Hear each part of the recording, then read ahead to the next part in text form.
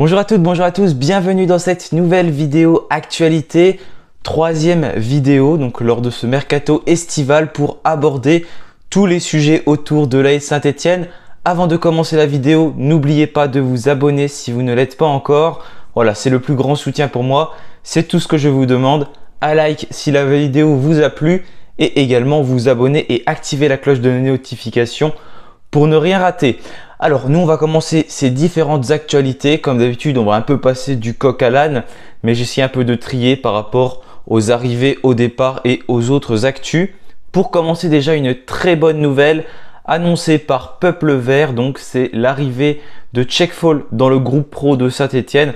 Il faisait déjà partie du groupe pro lors des entraînements, mais il a signé un premier contrat professionnel avec Saint-Etienne d'une durée de 3 ans. Donc lui il est arrivé d'un partenariat avec donc le Sénégal. C'est le partenariat avec Guédiawaye. C'est le deuxième joueur qui est arrivé avec en même temps El Hadji Diaye. Donc voilà, une très bonne nouvelle pour Saint-Etienne. Avec Tchèque Fall donc qui a signé pro, lui qui a joué quelques minutes, notamment lors du dernier match, c'était contre Valenciennes. Donc c'est un très bon milieu de terrain qui joue également ailier et qui a des très bonnes stats, que ce soit avec le groupe U19 mais également avec la réserve. Donc voilà pour la première bonne nouvelle du côté de Saint-Etienne, et des autres signatures pro, il va y en arriver certainement très bientôt. Ensuite au niveau des arrivées, c'est pareil, c'est Alexandre Mendy. Donc c'est une info qui vient de RMC et aussi de Peuple Vert. Donc Alexandre Mendy, c'est un attaquant de 19 ans qui évolue actuellement au Stade Malherbe de Caen. C'est une rumeur d'arrivée, il n'est pas arrivé à Saint-Etienne bien sûr, mais c'est un joueur qui pourrait rejoindre les Verts. Donc c'est soit il prolonge avec Caen parce qu'il reste 1 an de contrat, soit il vient par exemple à Saint-Etienne ou un autre club. Donc c'est un joueur que l'on voit un peu dans les médias en ce moment, ça fait un peu parler, certainement bien sûr pour que... pour faire avancer les choses, soit il reste à Caen, soit il part, donc c'est pour ça qu'on entend son nom dans les médias. En tout cas, c'est un très bon attaquant qui a marqué 19 buts cette saison, donc un des meilleurs attaquants du championnat de Ligue 2 et voilà, qui joue au Stade Malherbe de Caen. Donc on va voir comment les choses évoluent. Bien sûr, il n'y a rien de fait, mais c'est une des pistes en tout cas du côté de Saint-Etienne. Ensuite, c'est une nouvelle information, cette fois-ci, elle vient de Actu Saint-Étienne. C'est Béni Traoré, donc un jeune joueur qui pourrait donc rejoindre les Verts. Il est sous contrat avec le club de Häcken en Suède jusqu'en 2026. Donc c'est un très long contrat. C'est quelque chose qui pourrait coûter cher au club. Donc il pourrait arriver plus sous forme de prêt. Mais attention, il y a de la concurrence. Donc c'est pareil, information de Peuple Vert pour Béni Traoré. Notamment l'Ajax Amsterdam, le Celtic Glasgow, l'Union Saint-Gilloise. Et les Glasgow Rangers ont montré l'intérêt pour donc cet attaquant prometteur qui a quand même marqué 12 buts et délivré 2 passes décisives en 13 matchs là cette saison. Donc c'est des très belles stats pour lui qui joue donc dans le championnat suédois. Une nouvelle information, donc c'est un départ cette fois-ci. J'en ai fini pour les rumeurs d'arrivée. Il va y en avoir des autres qui vont arriver, vous verrez très prochainement. Vous allez en voir, mais je ne peux pas les évoquer pour l'instant. Mais c'est que des rumeurs d'arrivée, donc il n'y a rien de fait, bien entendu. En tout cas, ça semble se réveiller un peu du côté de Saint-Etienne parce que c'était vraiment très calme depuis notamment quelques départs et celui de Jean-Philippe Crasso qui a signé à l'Étoile Rouge de Belgrade. Ça y est, ce feuilleton est enfin terminé. Crasso s'est engagé pour 4 ans avec l'Étoile Rouge de Belgrade qui évolue dans le championnat serbe et pas le championnat slovène, comme je l'ai dit la dernière fois. Merci de m'avoir corrigé dans les commentaires. Donc Jean-Philippe Crasso qui a signé 4 ans, il va jouer donc la Ligue des Champions avec son club de l'Étoile Rouge de Belgrade. Voilà, une nouvelle aventure pour Crasso. Il fallait que ça se termine. Il fallait que voilà, les choses évoluent, soit il restait, soit il partait, mais il fallait que ce feuilleton se termine parce que ça commençait à devenir long et il faut qu'on se renforce pour l'année prochaine et que ce départ soit acté. C'est une bonne chose pour nous, même si malheureusement il part libre, mais au moins on est fixé sur le sort de Jean-Philippe Crasso. Une autre information Peuple Vert, décidément il y en a beaucoup, c'est Lenny Pintor qui va signer en Autriche dans le club de Lask. Donc Lenny Pintor qui est un des indésirables de Laurent Batles, qui ne jouait presque plus.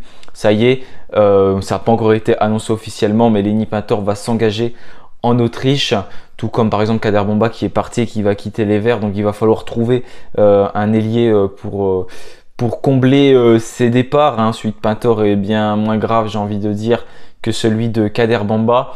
Mais en tout cas, voilà, déjà des départs qui continuent de se profiler. Il y en a également un autre indésirable, et je pense qu'il est indésirable pour beaucoup de supporters stéphanois maintenant. C'est Ivan Masson, qui était donc du côté du Paris FC pour la deuxième partie de saison. Lui qui est arrivé en tant que joker, je crois, à Paris. Et du coup, il a fini son aventure avec Paris. Il est censé revenir à Saint-Etienne parce qu'il est sous contrat jusqu'en 2025. Mais vous avez peut-être suivi, il y a quelques mois, il avait fait des déclarations voilà, qui n'étaient pas très bonnes du tout envers Saint-Etienne, comme quoi il ne voudrait plus jamais rejouer, il ne s'imaginait plus porter le maillot vert. Bref, des déclarations qui ont fait beaucoup parler, sachant qu'il y avait déjà eu des problèmes, notamment avec les supporters avant son départ. Je crois que c'était lors du match contre Sochaux dans le parcage, il y avait eu une petite embrouille avec Masson. Donc voilà, il est indésirable maintenant alors qu'il était plutôt bon il y a quelques années quand il est arrivé à Saint-Etienne avant sa rupture du ligament croisé. Et du coup, petit à petit, il s'est enterré. Il est parti au Paris FC. Et là, c'est un autre club qui serait intéressé par lui. Selon les informations de l'équipe, c'est le Maccabi Tel Aviv, donc qui serait intéressé, qui évolue dans le championnat israélien et qui voudrait s'attacher les services donc du latéral stéphanois, puisqu'il va revenir à Saint-Etienne. Je ne sais pas comment serait son départ. Est-ce que ce serait une rupture de contrat? Est-ce qu'il partirait? Est-ce qu'il y aurait une indemnité de mise en cas de départ?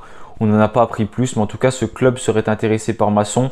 Une nouvelle fois, ça ne veut pas dire qu'il va y aller, mais normalement, en tout cas, il ne devrait plus porter le maillot vert l'année prochaine. Et je ne pense pas que Laurent Batles soit capable de le remettre titulaire ou même le faire jouer, le même sur le banc, après ce qui s'est passé. Donc je pense qu'on a vu les dernières minutes de Masson sous le maillot vert avant son prêt du côté du Paris FC. Maintenant, c'est une information hors Saint-Etienne, je voulais en parler quand même, c'est Loïs Diony qui a prolongé son contrat avec Angers. Pourquoi j'en parle de Loïs Diony? Parce que bien sûr, c'est le plus gros transfert de l'histoire de Saint-Etienne, presque 10 millions d'euros, c'était un gros flop.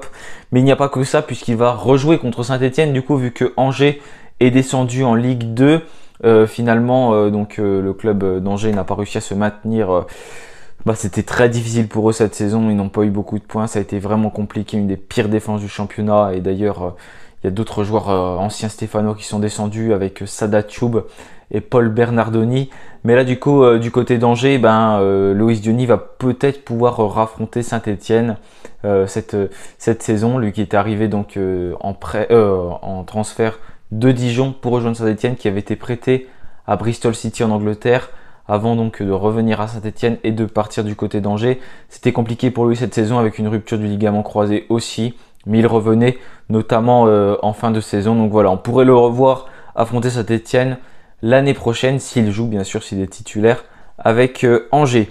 Une autre information, c'est à propos du centre de formation qui a été désigné le 5e meilleur centre de formation français, derrière Rennes, Lyon, Bordeaux et Monaco. Donc une très bonne nouvelle pour Saint-Etienne qui a perdu une place, je crois. Cependant, il y a plusieurs critères pour évaluer les centres. Il y a bien sûr des axes sur lesquels on doit progresser, mais ça montre que le centre de formation de Saint-Etienne est quand même très bon. Il sort des joueurs et ça, c'est une bonne nouvelle pour attirer des joueurs. On le sait, quand on a des difficultés quand même à mettre beaucoup d'argent sur des joueurs, pouvoir s'appuyer sur un centre de formation pour faire jouer des jeunes, c'est très bien.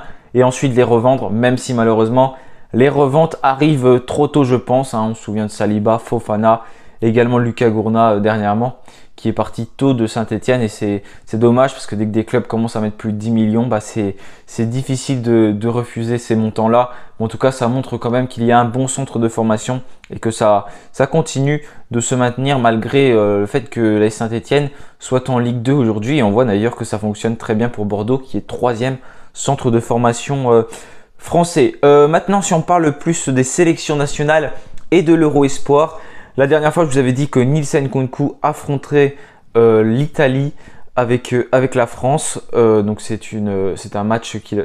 Ah non, je ne vous l'ai pas dit, je crois. La dernière fois, c'était un autre tournoi que je vous avais dit. Je ne vous l'avais pas évoqué parce que je n'avais pas tourné de vidéo. Mais Nielsen Nkounkou joue l'Euro Espoir avec la France, tout comme Stéphane Bajic d'ailleurs, mais qui était sur le banc parce que c'est Lucas Chevalier qui est titularisé dans les cages. Du coup, il y a eu une victoire de la France sur le score de 2-1. Vous l'avez peut-être suivi le match. C'était contre l'Italie. Nkunku qui a joué latéral gauche l'intégralité de la rencontre. Pas un match flamboyant de Nkunku, hein. Il a fait son match, c'était correct. Il avait un rôle moins offensif que du côté de Saint-Etienne, plutôt défensif. C'est là que ce sont ses difficultés. Mais en tout cas, la France a gagné 2-1. Bon, à la fin, il y a eu un but qui aurait dû être marqué par l'Italie, mais qui n'a pas été validé alors que le ballon avait franchi la ligne. Il y aurait pu avoir 2-2. Et Nkunku va rejouer ce soir, donc ce dimanche soir. Ce sera contre la Norvège à 20h45. C'est pareil, c'est à suivre sur la 9 comme la dernière fois. Donc vous pourrez suivre le match et peut-être que Nkunku sera titulaire. Il a joué 90 minutes la dernière fois. On peut imaginer que Ripoli lui fasse une nouvelle fois confiance sur ce match. Ensuite, au niveau des autres actualités, c'est Benjamin Bouchouari qui dispute en ce moment la Coupe d'Afrique des Nations U23. Il a battu la Guinée sur le score de 2-1, donc il a joué 55 minutes. Malheureusement, au moment où il est sorti, il y avait 1-0 pour la Guinée. C'est depuis qu'il est sorti que le Maroc s'est imposé sur le score de 2-1. Pareil, pas un énorme match pour Benjamin Bouchouari, mais la victoire, elle est là quand même pour le Maroc. Donc c'est tout ce qui compte pour lui. Lui qui avait été sélectionné avec l'équipe première du Maroc il y a quelques mois. Cette fois-ci, c'est avec l'équipe donc U23 pour la Coupe d'Afrique des Nations. Et enfin, une dernière info, c'est du côté des féminines. Il y a un nouvel adjoint, c'est Marc-Antoine Bria qui arrive donc du Puy-en-Velay. Donc c'est donc un adjoint maintenant pour Laurent Mortel et pour cette montée en première division. Et il y a également la milieu de terrain Regina Otu qui a prolongé son contrat sous le maillot vert. Donc très très bonne nouvelle pour les féminines. Voilà, j'ai terminé avec la vidéo actualité. N'hésitez pas à me dire si ça vous a plu, si vous avez appris des choses et si vous avez vu d'autres infos. N'hésitez pas à en parler en commentaire. Je vous répondrai comme d'habitude. Moi en attendant, je vous souhaite tout simplement un bon dimanche, une bonne semaine. N'oubliez pas de vous abonner si vous ne l'êtes pas encore. C'est la plus belle des récompenses. Et puis bien sûr, quelque chose qui ne changera jamais. Allez les Verts, salut à tous.